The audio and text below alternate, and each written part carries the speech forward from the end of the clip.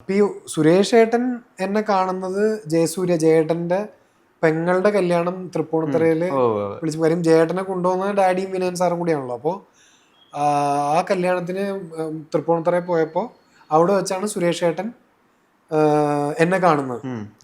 അപ്പൊ സുരേഷ് ഏട്ടൻ ജയേട്ടന്റെ പുറകെ നിന്ന് ഡേറ്റ് വാങ്ങിക്കാൻ വേണ്ടി വന്ന്, അങ്ങനെ ജയേട്ടന് മറ്റേ ഡേറ്റിന് ക്ലാഷ് ഒക്കെ വന്ന് അങ്ങനെ നിന്നപ്പോഴാണ് എന്നെ കണ്ടപ്പോൾ പുള്ളിക്ക് എന്നിട്ട് ഞാൻ ഈ മറ്റേ സ്ഫുടം എന്ന് പറഞ്ഞ സിനിമ നടന്നില്ല. ഈ സ്ഫുടം എന്ന് പറഞ്ഞ സിനിമയുടെ ആ ക്യാരക്ടർ ഹരി എന്ന് പറഞ്ഞ എന്തൊരു ക്യാരക്ടറാണ്. ആ ആളെ ഞാൻ മറ്റേ പുള്ളിയുടെ വീട് വടകര പോയപ്പോൾ ഞാൻ കണ്ടു ഈ പാർട്ടിനെ. എന്നെ കാണിച്ചത് എടാ ഈ ഇങ്ങേരുടെ ഒരു എനിക്ക് നിന്റെ പോലെ കുറെ അവന്റെ മാനറിസം കുറെ നിന്റെ ഇതിൽ കണ്ടായിരുന്നാണ് എനിക്ക് അത് കുറച്ചും കൂടി നീ ആപ്റ്റാണെന്ന് തോന്നി ആ പടത്തിലേക്ക് കാസ്റ്റ് ചെയ്യാൻ പുള്ളിക്ക് അങ്ങനെ ഒരു ഇൻട്രസ്റ്റ് വരുന്നത്. അപ്പോൾ പക്ഷെ അത് നടന്നില്ല. പക്ഷെ ഈ സ്ഫുടത്തിൽ എന്നെ നായകനാക്കാൻ സുരേഷ് ഏട്ടൻ ഇങ്ങനൊരു അഭിപ്രായം പറഞ്ഞപ്പോൾ ഡാഡി ആദ്യം പറഞ്ഞത് അത് നീ ആലോചിച്ചിട്ട് എടുത്തേ. കാര്യം ഡിനുവിനെ നായകനാക്കി പടം ചെയ്ത് കഴിഞ്ഞാൽ ഇവിടെ തിയേറ്ററിൽ ഒരു മനുഷ്യൻ കാണാൻ വരില്ല. അതറിയാലോ. ഇപ്പൊ ഞാൻ നായകനായിട്ടല്ല, ഇവിടെ ഒരുമാതിരിപ്പെട്ട മാർക്കറ്റില്ലാത്ത നടന്മാർ നായകനായിട്ട് അഭിനയിച്ച് തിയേറ്ററിൽ വന്നു കഴിഞ്ഞാൽ ഒരൊറ്റ ആള് സിനിമ കാണാൻ വരില്ല. അതങ്ങനെയാണ് എന്ന് വെച്ചാൽ നമുക്കൊരു വാല്യൂ മാർക്കറ്റ്, നമ്മളുടെ ഒരു മാർക്കറ്റ് അനുസരിച്ചാണ് നമ്മൾ വെച്ചിട്ട് സിനിമ ഒരു വ്യവസായം കൂടെ ആണല്ലോ. ഇപ്പം ഞാനൊരു പ്രൊഡ്യൂസറായാൽ പോലും ഞാൻ എന്നെ വെച്ച് നായകൻ അല്ലെങ്കിൽ എൻ്റെ സുഹൃത്തിനെ വെച്ച് നായകനാക്കി പടം ചെയ്ത് ഞാൻ ചെയ്യത്തില്ലല്ലോ. കാര്യം ഞാനൊരു 10 കോടി മുടക്കിയാൽ ഞാനൊരു 20 കോടി അതിൽ നിന്ന് ഉണ്ടാക്കാനേ ഞാൻ നോക്കത്തുള്ളൂ.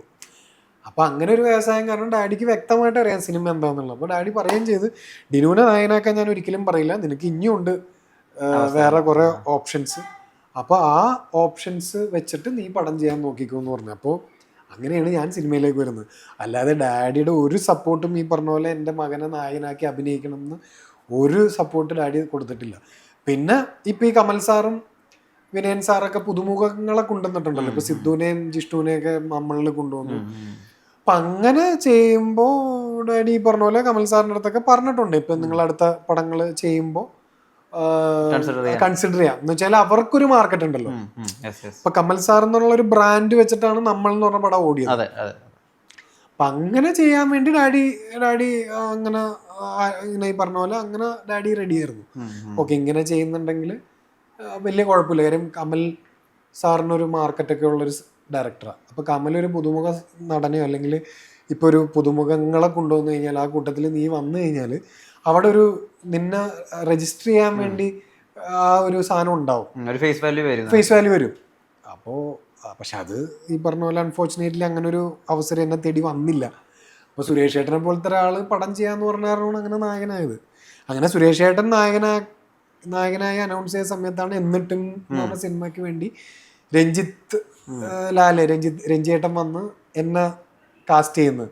അതും പുള്ളി എന്നെ കാസ്റ്റ് ചെയ്യാൻ വേണ്ടി ഒന്നല്ല, പുള്ളി പൃഥ്വിരാജ് തൊട്ട് മലയാളത്തിലെ ഒട്ടുമിക്ക മാർക്കറ്റുള്ള നടന്മാരുടെ പുറകെ പോയിട്ട് ഡേറ്റ് കിട്ടാത്ത കാരണം എന്നെ വെച്ച പടം ചെയ്യുന്നത്. ആ പടത്തിന്റെ ത്രെഡ് ഭയങ്കര പുതിയതായിരുന്നു ഇപ്പോഴും. അത് ശരിക്കും ആ പടം വിജയിക്കാവുന്ന കാരണം എന്ന് വെച്ചാൽ ആ കാലഘട്ടത്തിൽ ആ പടം കുറച്ച് ഹെഡ് ഓഫ് ടൈം ആയിരുന്നു ശരിക്കും. കാരണം 2 ഫ്രണ്ട്സ് അവർ കല്യാണം കഴിക്കുന്നു, ഒരു വീട് എടുക്കുന്നു, താമസിക്കുന്നു. അതിപ്പോ ഈ വെബ് സീരീസിലൊക്കെ വരുന്ന പോലത്തെ ഒരു കോണ്ടന്റ് ആയിരുന്നു, നല്ല കോണ്ടന്റ് ആയിരുന്നു. അതുപോലെ അങ്ങോട്ടും ഇങ്ങോട്ടും, അതായത് പേരിൽ അങ്ങോട്ടും ഇങ്ങോട്ടും ഇഷ്ടം വരുന്നു. അത് ഒരു പുതിയ തീമായിരുന്നു സത്യം പറഞ്ഞ ആ സമയത്ത്. ഈ ലിവിങ് ടുഗദറിന്റെ ഒരു സ്റ്റാർട്ടിങ് ആ പടത്തിലായിരുന്നു. ഒന്നിച്ച് നിന്നിട്ട് പിന്നെ പ്രശ്നം ഉണ്ടായി, വേറൊരു കൈൻഡ് ഓഫ് അതെ അതിന്റെ വേറൊരു ഇത്. പിന്നെ ഈ പറഞ്ഞ പോലെ അതിന്റെ ആ ഒരു ക്ലൈമാക്സ് ഇതിലേക്ക് പോയപ്പോ അതിൽ കുറെ ഇത് വന്നു, കുറെ ഫ്രിക്ഷൻസ് വന്നു. ഇങ്ങനെ അതിന്റെ ഒരു ക്ലൈമാക്സ് ഒരിക്കലും അക്സെപ്റ്റബിൾ ആയിരുന്നില്ല. അപ്പൊ അതൊക്കെ കാരണമാണ് ആ പടം വിജയിക്കാൻ. അടുത്തതൊരു വളരെ പേഴ്സണൽ ആയിട്ടൊരു കാര്യമാണ്. ഇപ്പം നമ്മൾ പടം കിട്ടാതിരിക്കുന്ന ഒരു സമയത്ത് ഇപ്പം ഭയങ്കര ഡിപ്രഷനിൽ പോവുകയും എന്താ പറയുക നാശത്തിൻ്റെ എക്സ്ട്രീമിലേക്കൊക്കെ പോയ ആക്ടേഴ്സ് ഉണ്ട്. ഇപ്പോൾ ബോബി ഡിയോൾ അനിമൽ കിട്ടുന്നതിന് തൊട്ട് മുമ്പ് വരെ അദ്ദേഹം പറഞ്ഞിട്ടുണ്ട് എല്ലാ ദിവസവും മദ്യപിച്ച് വീട്ടിലേക്ക് വരികയും എല്ലാ ദിവസവും മകളോട് ചോദിക്കുകയും ചെയ്യാണ്, അച്ഛൻ എന്താ ജോലി ഇല്ലാത്തത്, അമ്മ ആണല്ലോ ജോലിക്ക് പോകുന്നത്. ഒരു ഏകദേശം 10-12 വർഷക്കാലത്തിന് ശേഷമാണ് അനിമലിൽ വലിയൊരു ബ്രേക്ക് കിട്ടുന്നത്. ബോബി ഡിയോൾ ആരായിരുന്നു, അദ്ദേഹം ഉണ്ടാക്കിയ സെൻസേഷൻ എന്തായിരുന്നു എന്നൊക്കെ. ഞാൻ ബോബി ഡിയോളുടെ ഒരു ഫാനായിരുന്നു. ഗുപ്ത് എന്ന് പറഞ്ഞ പടം എനിക്ക് ഞാനൊരു 10-20-25 പ്രാവശ്യം കണ്ടിട്ടുണ്ട് ആ കാലഘട്ടം. അതെ. അപ്പോൾ സോൾജറൊക്കെ ഗംഭീര സിനിമകളായിരുന്നു. അപ്പം ഈ ഈ ഒരു 10 വർഷം നമ്മളൊരു ബാഡ് ഹാബിറ്റ്സിലേക്കും പോകാതെ നമ്മൾ ഡീമോട്ടിവേറ്റഡ് ആവാതിരിക്കണമല്ലോ, അതിനെന്താ ഹെൽപ്പ് ചെയ്തത്? ഞാൻ റിയാലിറ്റിയിൽ ജീവിക്കുന്ന ഒരാളാണ്. ആ എന്ന് വെച്ചാൽ എൻ്റെ ലൈഫിൽ ഇപ്പോൾ എന്ത് ഡിസിഷൻസും എൻ്റെ ലൈഫിൽ ഞാൻ എടുത്താൽ ഞാൻ ഒത്തിരി അത് ആലോചിച്ച് കറക്റ്റ് ആ റിയാലിറ്റിയിലേ ഞാൻ കാര്യങ്ങൾ ചെയ്യത്തുള്ളൂ. ഇപ്പം ഞാൻ സ്മോൾ അടിക്കും, ഇപ്പം ഞാൻ സ്മോക്ക് ചെയ്തിട്ടുണ്ട്. ഇപ്പം ഇതെല്ലാം ചെയ്യുന്നുണ്ടെങ്കിൽ എനിക്ക് ഇപ്പം ഞാൻ സ്മോക്കിംഗ് നിർത്തിയിട്ട് ഇപ്പോൾ ഒരു വർഷത്തോളമായി. ഓക്കെ. എന്ന് വെച്ചാൽ ചെയിൻ സ്മോക്കറൊന്നും ആയിരുന്നില്ല. ഒക്കേഷണലി എനിക്ക് ഒരു ഇതാകുമ്പോൾ ഇടയ്ക്ക് ഇങ്ങനെ ചെന്ന് സ്മോൾ. അതുപോലെ സ്മോൾ അടി എന്ന് പറഞ്ഞു കഴിഞ്ഞാൽ എനിക്ക് കൊറോണ കാല സമയത്തൊക്കെ ഞാൻ ഡെയിലി ഒരു പെഗ് 1-2 പെഗ് കഴിക്കും. നെറ്റ്ഫ്ലിക്സും വെബ് സീരീസൊക്കെ കണ്ടുകൊണ്ടിരിക്കുന്ന സമയത്ത് അടിക്കും. ഇപ്പം ഞാൻ സ്മോൾ അടി ഭയങ്കര കുറവാണ്. ഇപ്പം മാസത്തിൽ 1 തവണ അല്ലെങ്കിൽ 2 തവണയോ അങ്ങനെ ആയിട്ട്. ഇപ്പം എനിക്ക് ഭയങ്കര കൺട്രോൾഡാണ് ഞാൻ. ഇപ്പം എനിക്ക് സ്മോൾ അടി വേണ്ടെന്ന് പറഞ്ഞാൽ ഞാനത് നിർത്തും.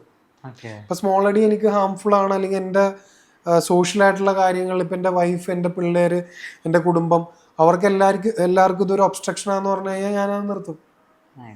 അപ്പോൾ അത്രയും കൺട്രോൾഡ് ആയിട്ടുള്ള ഒരാളാണ് ഞാൻ എല്ലാ കാര്യത്തിലും. ഞാനതാ പറഞ്ഞത്, റിയാലിറ്റിയിൽ ഞാനിപ്പോൾ ബോബി ഡിയോളിൻ്റെ കാര്യം പറഞ്ഞാൽ അയാൾ ഭയങ്കര ഡിപ്രഷനിലേക്ക് പോയി. പിന്നെ അയാളൊരു മദ്യത്തിന് ഭയങ്കരമായിട്ട് അടിമയായി. അപ്പം ഞാൻ ഒരിക്കലും ഒരു വ്യക്തി എന്നുള്ളത് ഞാൻ അങ്ങനെ പോകത്തില്ല. കാര്യം എനിക്ക് റിയാലിറ്റി അറിയാം. അത് നമ്മളെന്താ സ്വയം നശിക്കുന്ന കാര്യമില്ല. കാര്യം ലൈഫ് ഒന്നേ ഉള്ളൂ.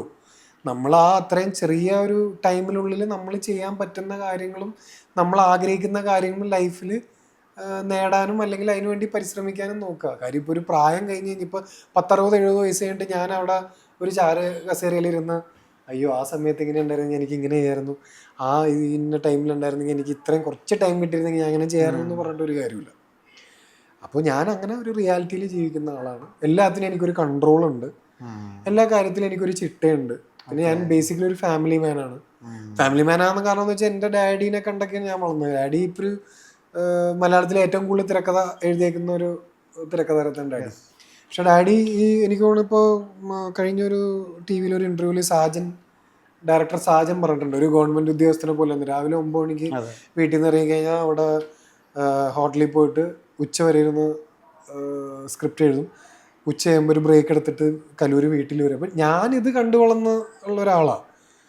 എന്നിട്ട് ഡാഡി വന്നിട്ട് അമ്മ ഉണ്ടാക്കുന്ന ചോറും കറിയും കഴിച്ച് അങ്ങനെ ഒരു അരമണിക്കൂർ പുള്ളി ഒരു ഷോർട്ട് നാപ്പ് എടുത്തിട്ട് ഒരു 3-3:30-4 മണിയാകുമ്പോൾ പുള്ളി പിന്നെയും പോകും. പിന്നെയും പുള്ളി ഒരു 7-8 മണിയാകുമ്പോൾ തിരിച്ച് വീട്ടിൽ വരും. അങ്ങനെ ഒരു ഫാമിലി ഇതായിട്ട് നോക്കുന്ന ഒരാളായിരുന്നു. അപ്പോൾ അതിൻ്റെ കുറേ ട്രേറ്റ്സൊക്കെ ഞാൻ ഫോളോ ചെയ്യുന്ന ഒരാളാണ്. എനിക്ക് ഫാമിലിയും അതൊക്കെ പ്രയോറിറ്റി. ഇപ്പം എനിക്കൂടെ മമ്മൂക്കയൊക്കെ അങ്ങനത്തെ ഒരു സ്റ്റൈലാളാണ്. മമ്മൂക്കയൊക്കെ ഉണ്ട്. ഇപ്പോൾ ദുൽഖറിൻ്റെ അടുത്ത് ഇങ്ങനെ കറക്റ്റ് വീട്ടിൽ വരുന്ന കാര്യവും, ഇപ്പം എന്തെങ്കിലും ഒക്കേഷൻ ഉണ്ടെങ്കിൽ വന്ന് ഇവിടെ വന്ന് ഭക്ഷണം കഴിക്കണം എന്ന് പറയുന്ന കാര്യം. അപ്പോൾ അതൊക്കെ എനിക്ക് തോന്നുന്നു ഒരു നൈസ് ഹ്യൂമൻ ബീങ്, അല്ലെങ്കിൽ നമുക്കൊരു ചിട്ടയും ഫാമിലിയിൽ